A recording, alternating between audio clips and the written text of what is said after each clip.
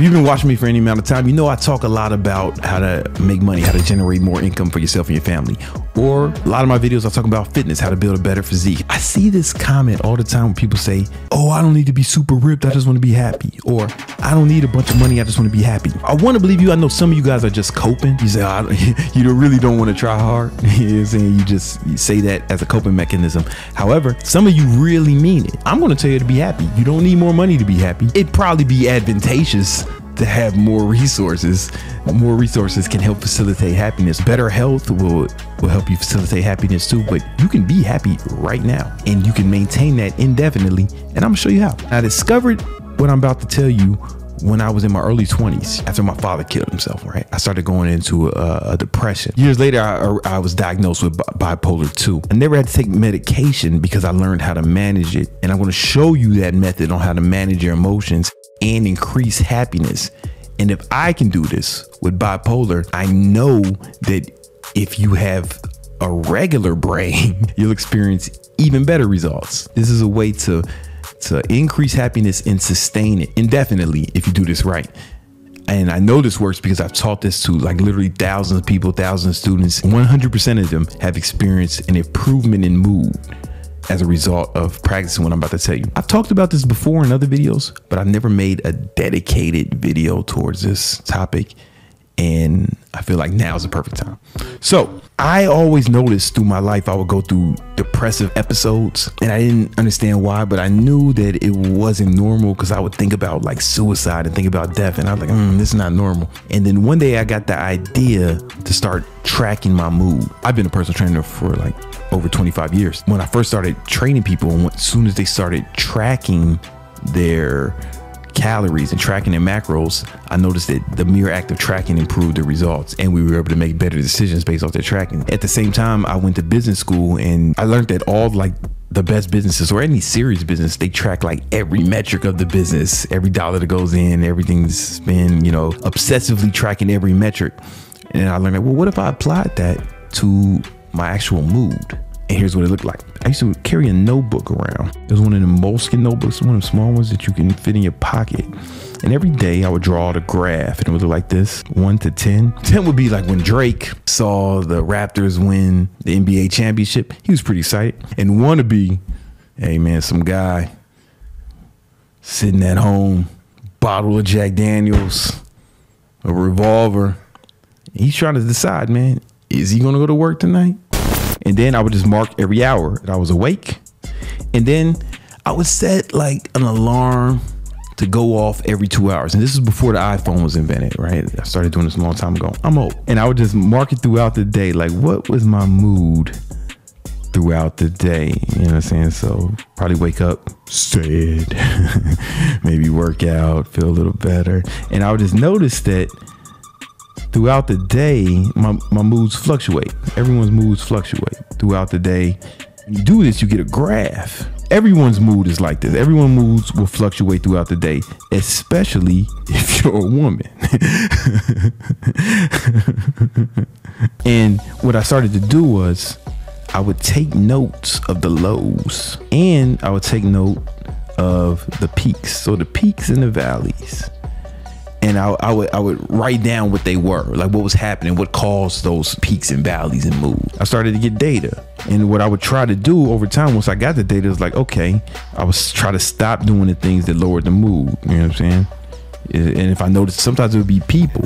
So I had to stop being around, I had to stop dating Puerto Ricans, like just little shit, like being late would mess it up, or whatever was going on. I would mark it why, and then I'll also take note of the highs. Some of the ones you can't replicate. If it's something that I could replicate, I would make a note to try to replicate that more often and be offensive about it. Each one of these marks, this is what's called your momentary state. This is what your state is at a certain point in time. And when I say state, your state of mind, your state of well-being, it's what your state is at a certain moment in time.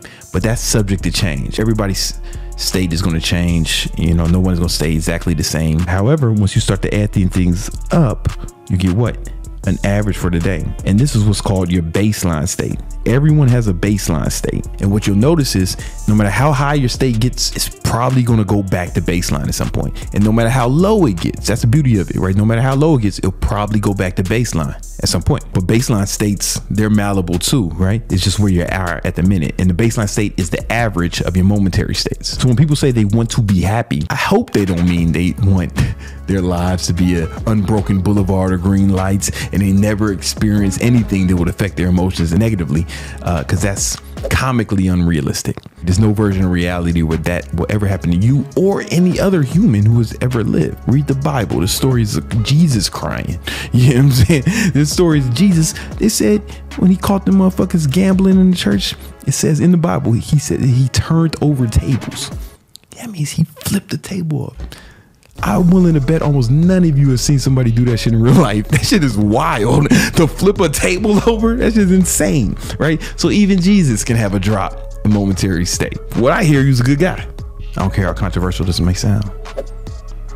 Jesus seemed like a cool guy to me. Over time, after I had to get the data and made the adjustments based off the data, I would notice that, oh, okay, I have different results. So I have, oh man, I'm not dating Puerto Ricans no more. Cool. My shit is going up. You know what I'm saying? I'm being late less often, and I'm doing more of the positive things that raise my state. Obviously, like fucking getting high and smoking weed is on your list, and like that's not something you want to replicate. Well, what happens over time is the baseline state would raise, and that's what you want. You want to keep raising your baseline state, and you want to be conscious of any drops. And this is how you become happier, because the truth is that emotions are not real. And when I say real, I mean they're not in the physical world. You know what I'm saying? They're not things you can touch or experience outside of your own brain. Emotions are literally just combinations of different neurochemicals going off in your brain. It's literally all in your head.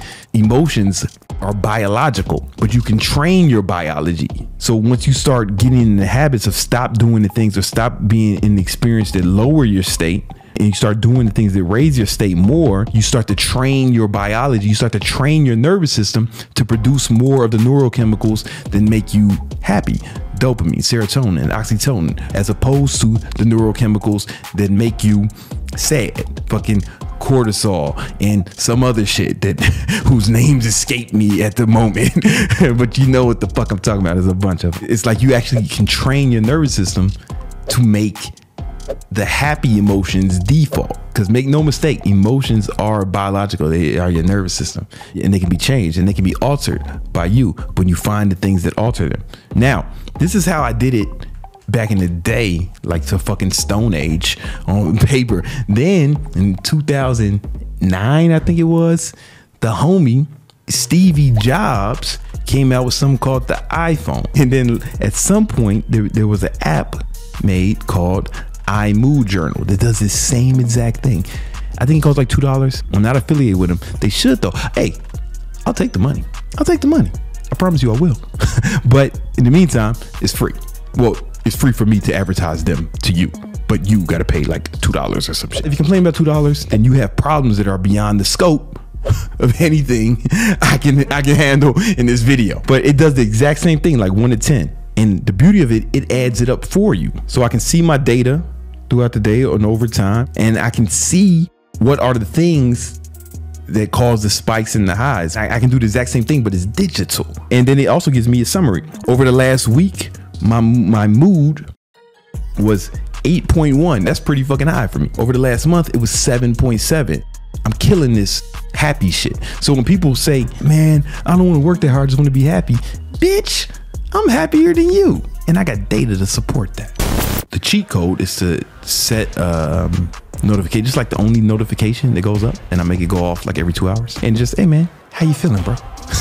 And then I just fucking mark it. And if it's a high or low, I'll mark Y, and it's boom, go about my day. Then I get this data. This shit works really, really well. So when it starts getting low, like when it gets in the 6s or something, if it gets below the 6s, then it's an emergency. But if it starts getting in the 6s, then I know, okay, I have years of data to know the things that help bring up my mood. And there's a lot of things that would do it. Right? One is cryotherapy, working out, hanging out with my son, hanging out with my nieces and nephews, hanging out with my friends, fucking my girl, going to the shooting range.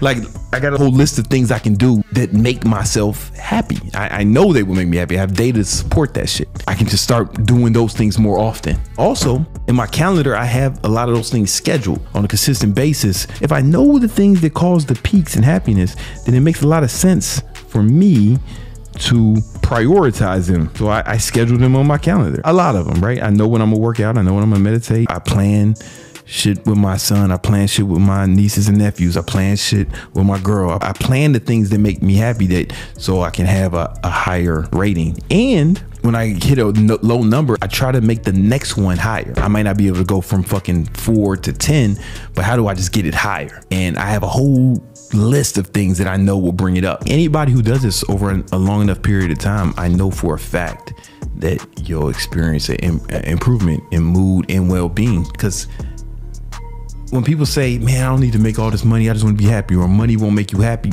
Hey, asshole. Money's job is not to make you happy. Your emotions are your responsibility, dumbass. Its only job is to be exchanged for goods and services. Don't blame money for your happiness or unhappiness. It's your responsibility. And if it's something that's as important to you as you say it is, then you should take it seriously. And you know me, anything I take seriously, I'm going to track and gather data and then make decisions based on that data. I suggest you do the same.